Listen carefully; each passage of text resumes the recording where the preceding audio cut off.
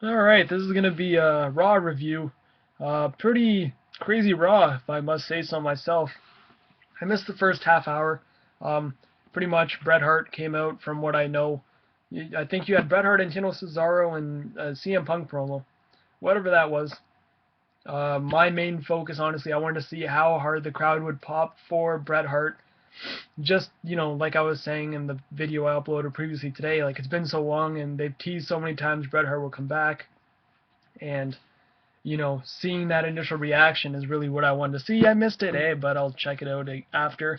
And another thing I was surprised is how bad CM Punk was booed because Montreal is kind of known for that, bizarro world kind of attitude and thinking that CM Punk is that guy who, I remember when he faced The Undertaker when at Breaking Point in Montreal.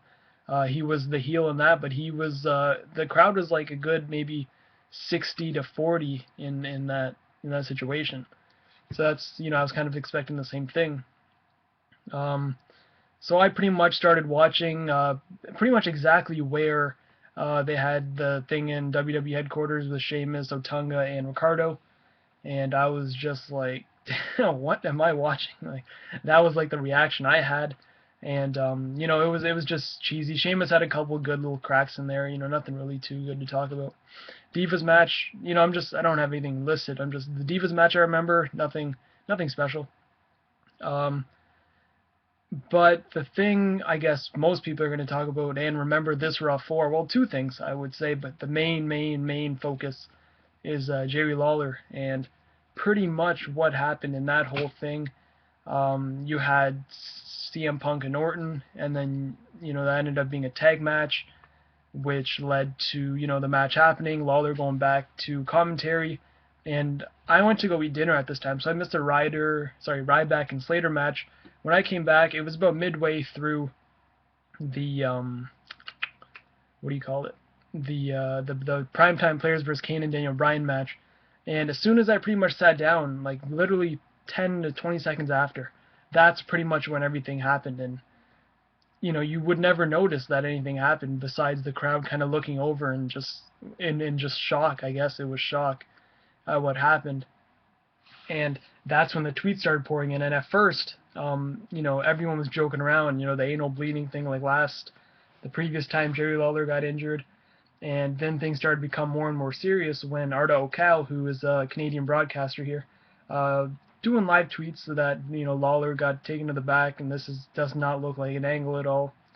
And then shit got real really fast, where people just realized that something is going on, and you saw the commentary, the just Cole's reaction really went from a high to just it was very eerie. It was a word I saw used a lot on Twitter.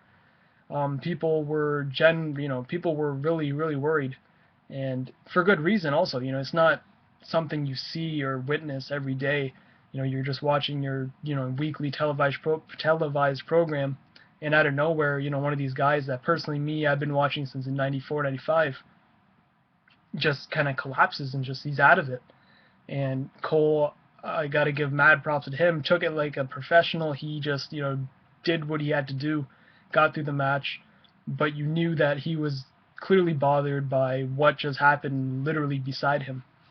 And they did the announcement where he's in the back getting CPR, and then you had the Observer, you had dirt sheets, just everything. Everybody was tweeting. Everyone has their own story on what's going on. I read that Lawler was already pronounced dead, and just so much stuff going around. But really, you can't really trust anybody's word besides the company itself. So they were able to give updates on Lawler's condition. It started off bad, but over the course of the program, you saw it was things were getting better for Lawler. They said he was getting more reactive. He was reacting more to the light, which you knew he was breathing on his own. And I think it could have been just a stroke. Not, I wouldn't say a major stroke. A minor stroke is a stroke anyway.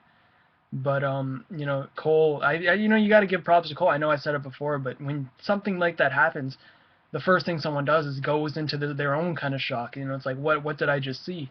But Cole really held it together. He didn't do commentary for the rest of Raw, but there was only about half hour left anyway, or sorry, 45 minutes. No, it was half hour. Yeah, about half hour left. But it seemed like a long half hour, honestly. It was something, I think a lot of people are going to remember for a long time. People just started the tweets, pray for Lawler, this, that. But I remember, and I will remember for a long time, everyone's first reaction. I was on Twitter as Cole was announcing, Lawler has been collapsed in the back, CPR, things aren't looking good, doctors are tending to him. Then it's like, shit just got real. That's what I tweeted when that happened. But, I strongly believe Jerry Lawler will be fine, especially from these updates we're getting. Things just keep getting better and better from here. I think if he wasn't able to breathe on his own, or if something was aiding him to breathe, or something, he wasn't being reactive, that's when I think a lot of people will be worrying, including myself. But him, he's an old guy, and for him to be in the shape he's in now and to do what he does in the ring, he is in tremendous condition. You know, everyone has this one or two times, your body can't keep up with you, and that's the wrestling business. All those years of just, putting it out there, it's finally catches up to you. But him keeping care of himself, he'll pull through this. I'm almost sure of it. But yeah, that's pretty much all of Raw for Jerry Lawler at least. And the last segment of ignore the phone. I don't really have it on me. There it goes. Um, CM Punk, Bret Hart, and John Cena mostly Cena, cut a promo that will be, go down in history as one of the best Cena promos of all time. Cena spoke from the heart, he spoke the truth, and he was like legit, like telling the truth to Punk, and I think a lot of people were shocked on how good it came off, including myself. You couldn't keep your eyes off the two, and Bret was standing there as well, and you had no idea he was in the ring. Cena just captured the audience and grabbed them, and Punk, he was speechless as well. He didn't really have much to say, and this night really did go to the promo, really sold the match for me, which it didn't before, but I'm glad they did something that really hit the home run on the Sunday's pay-per-view. And Pat Patterson's appreciation night has been postponed. Um, I don't know, you can't really have it in any place than Montreal, since he is a Montreal legend. It's like having an Edge appreciation night somewhere outside of Toronto. I know it can be done, but when you got a legend like Pat Patterson, not too many people know him. Montreal is known for praising their legends, but we'll see what happens. But as for now, thoughts, prayers, hashtag pray for Lawler. It's all there. And thanks guys for watching, and I'll see you guys in the next video.